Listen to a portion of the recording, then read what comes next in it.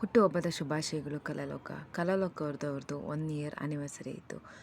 ಅದಕ್ಕೋಸ್ಕರ ನಮಗೆ ಟಾಪಿಕ್ ಕೊಟ್ಟಿದ್ದು ಹುಟ್ಟುಹಬ್ಬ ಅಂಥೇಳಿ. ಹುಟ್ಟುಹಬ್ಬದ ಬಗ್ಗೆ ನಾನು ಇವಾಗ ಡ್ರಾಯಿಂಗ್ ಮಾಡಬೇಕಾಗಿತ್ತು. ಸೊ ಹಂಗಾಗಿ ಡ್ರಾಯಿಂಗ್ ಮಾಡುವಾಗ ಹಾಗೆಯೇ ನಾನು ವಿಡಿಯೋ ಮಾಡೋಣ ಅಂತ ಅಂದ್ಕೊಂಡೆ. ಈ ಕಲಾಲೋಕ ಅನ್ನೋದು ಪ್ಲ್ಯಾಟ್ಫಾರ್ಮ್ ನಮಗೆ ಸಿಕ್ಕಿದ್ದು ನನ್ನ ಅದೃಷ್ಟ ಅಂತ ಅಂದ್ಕೊತೀನಿ.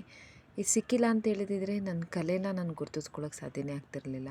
ಇದೊಂದು ಹೆಣ್ಮಕ್ಳಿಗಾಗಲಿ ಗಂಡು ಮಕ್ಕಳಿಗಾಗಲಿ ಮಕ್ಕಳಿಗೂ ಕೂಡ ಒಳ್ಳೆ ಪ್ಲಾಟ್ಫಾರ್ಮ್ ಆಗಿದೆ. ನಿಮ್ಮ ಕಲೆ ಏನಿದೆ, ಜಸ್ಟ್ ಡ್ರಾಯಿಂಗ್ ಅಂತಲ್ಲ, ಏನೇ ಒಂದು ಕಲೆ, ಪೋಯೆಟ್, ಕತೆ, ಕವನ, ಡ್ರಾಯಿಂಗ್ ಅಥವಾ ರಂಗೋಲಿ ಏನು ಮಾಡ್ತೀರಾ ನೀವು, ಇಲ್ಲ ಬ್ಲಾಗ್ ಮಾಡ್ತೀರಾ, ಏನೇ ಮಾಡಿದ್ರೂ ನಿಮಗೆ ಸಪೋರ್ಟಿವ್ ಆಗಿ ನಿಂತ್ಕೊತಾರೆ ಅವರು. ಯಾವುದೇ ರೀತಿ ಅಮೌಂಟ್ ಪೇ ಮಾಡಬೇಕು ಅಂತಾಗಲಿ ಏನೇ ಆಗಲಿ ಅವರೇನು ಎಕ್ಸ್ಪೆಕ್ಟೇಷನ್ ಕೂಡ ಮಾಡೋದಿಲ್ಲ. ಇಂಥ ನಿಮಗೆ ಆ್ಯಪ್ಗಳು ನಿಮಗೆಲ್ಲೂ ಸಿಗೋದಿಲ್ಲ. ಇಷ್ಟೊಂದು ಸಪೋರ್ಟಿವ್ ಆಗಿ ಯಾರೂ ನಿಮಗೆ ನಿಮ್ಮ ಫ್ಯಾಮಿಲಿ ಬಿಟ್ಟರೆ ಇನ್ಯಾರೂ ಸಿಗೋಲ್ಲ ಅಂತ ಅಂದ್ಕೊತೀನಿ.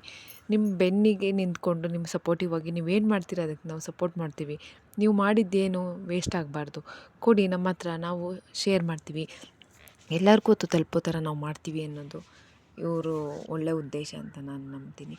ನಂಗೆ ತುಂಬ ಇಷ್ಟ ಆಯಿತು. ಇವರು ಎಷ್ಟು ನಾನು ಇದರಲ್ಲಿ ಕಾಂಪಿಟೇಷನ್ ಬಂದಾಗಲಿ ಗೆದ್ದಿದ್ದೀನಿ, ಅಥವಾ ಪ್ರತಿಯೊಂದು ಟಾಪಿಕ್ಗಳು ಕೊಟ್ಟಾಗ ನಾವು ಅದರಲ್ಲಿ ನಮ್ಮನ್ನು ನಾವು ಗುರ್ತಿಸ್ಕೋಬೋದು. ನಾವು ಅದ್ರ ಟಾಪಿಕ್ ಬಗ್ಗೆ ನಾವು ಥಿಂಕ್ ಮಾಡಿ ಅದ್ರ ಬಗ್ಗೆ ಡ್ರಾಯಿಂಗ್ ಆಗಲಿ, ಕವನ ಆಗಲಿ, ಕತೆ ಆಗಲಿ ಬರೆದು ಅದ್ರಲ್ಲಿ ಹಾಕೋದ್ರಿಂದಾಗಿ ನಮ್ಮ ಟ್ಯಾಲೆಂಟ್ ಏನು ಅನ್ನೋದು ನಮಗಲ್ಲ, ಬೇರೆಯವ್ರಿಗೂ ಗೊತ್ತಾಗುತ್ತೆ. ಸೊ ಹಂಗಾಗಿ ಇದನ್ನು ತುಂಬ ಚೆನ್ನಾಗಿ ಯೂಸ್ ಮಾಡ್ಕೊಳ್ಳಿ.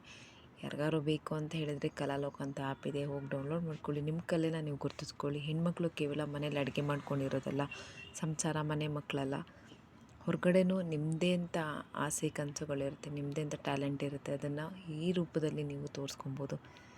ನೋಡ್ತಾ ಇರ್ಬೋದು, ನಾನು ಡ್ರಾಯಿಂಗ್ನ ಮಾಡಿದ್ದೆ, ಕೇಕ್ನ ಸಿಂಪಲಾಗಿ ಮಾಡಿದ್ದೆ.